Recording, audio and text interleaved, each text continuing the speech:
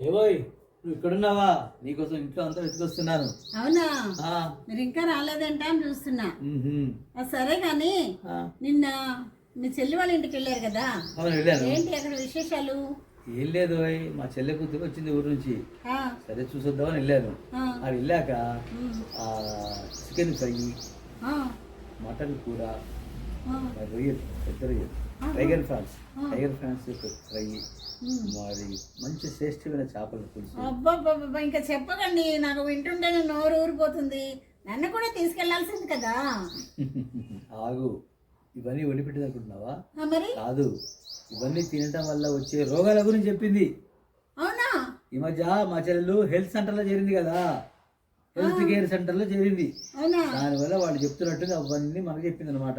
ఎందుకని నువ్వు కూడా మానే అవన్నీ.